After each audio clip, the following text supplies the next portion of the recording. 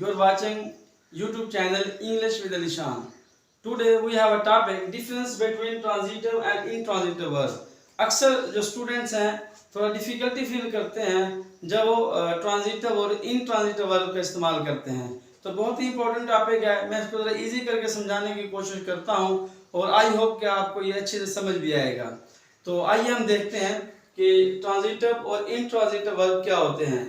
सबसे पहले हम ट्रांजिटिव वर्ब को देखते हैं। तो याद रखिए, पहले तो ट्रांजिटिव वर्ब ऐसा कोई सेंटेंस होता है जिसमें कंप्लीट एक फार्मूला होता है, या कह सकते हैं ट्रांजिटिव वर्ब ऐसा सेंटेंसेस के अंदर यूज किया जाता है जिसके अंदर उसका अपना खुद का सब्जेक्ट भी होगा, वर्ब भी होगा और ऑब्जेक्ट भी होगा।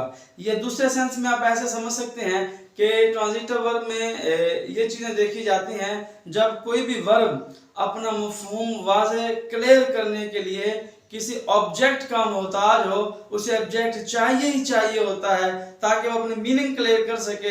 तो उसमें भी उस सेंटेंसेस को भी हम या उस वर्ब को भी हम ट्रांजिटिव वर्ब कहते हैं। जैसे कि मैं एग्जांपल लिखता हूं यहाँ पर, She wrote a letter.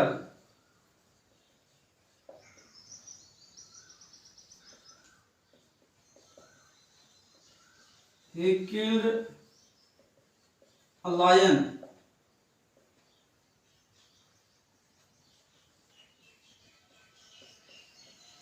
We take tea.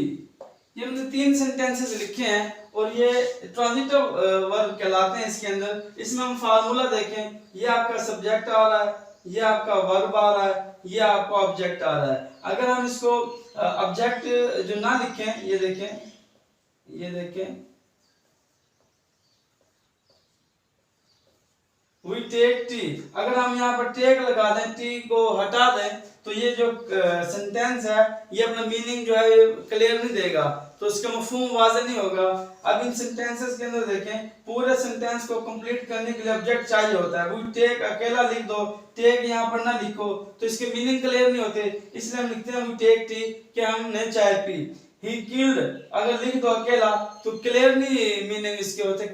he killed उसने मार दिया, उसने क्या मारा वाज़ेह नहीं है। लेकिन जब ऑब्जेक्ट साथ आ जाता है he killed a lion, उसने एक लायन को मारा, तो इसका मफहूम जो है वाज़ेह हो जाता है। इस तरह यहाँ पर देखें, she wrote उसने लिखा, हमें नहीं पता क्या लिखा, लेकिन जब ऑब्जेक्ट साथ आ जाता है तो हमें पता चल जाता है कि she wrote a letter, उसने खत लिखा।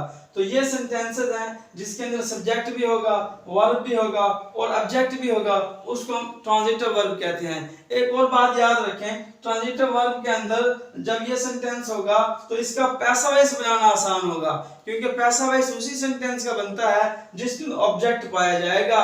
और इसके अगेंस्ट में जब हम इनट्रांजिटिव वर्ब देखेंगे तो उसके अंदर ऑब्जेक्ट नहीं होगा, तो ऑब्जेक्ट नहीं होगा तो उसका पैसा वाइज नहीं बनेगा।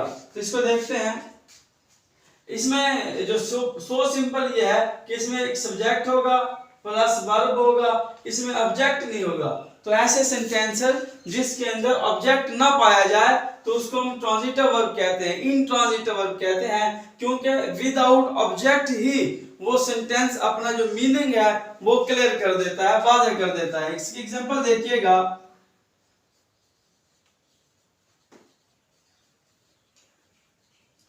The sun shines, अभी सेंटेंस के अंदर ये आपका सब्जेक्ट है, ये वर्ब है, इसमें ऑब्जेक्ट कहीं भी नहीं आ रहा।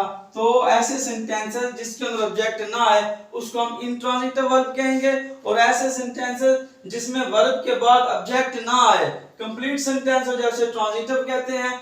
इन याद रखें वहां लगाया जाता है जब किसी चीज की नफी करनी हो, इनकम्प्लीट जैसे हम कहते हैं कि नामुकम्मल को कहते हैं। अब यहाँ पर ऑब्जेक्ट नहीं है, जो स्ट्रक्चर है सेंटेंस का वो ऐसे भी होता है, सब्जेक्ट वर्ब ऑब्जेक्ट। यहाँ पर ऑब्जेक्ट नहीं है, उसके बगैर सेंटेंस कंप्लीट है, इसको हम इंट्रांजिटिव कहते हैं। और ऐसे सेंटेंसेस का पैसा वाइज नहीं बनती।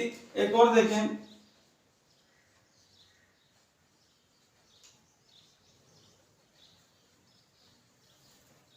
इसमें सब्जेक्ट आ गया, ये वर्ब आ गया, We ran, हम भागे।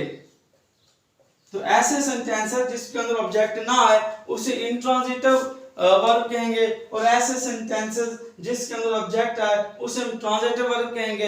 एक और बात याद रखें, कुछ सेंटेंसेस ऐसे होते हैं जिसमें शी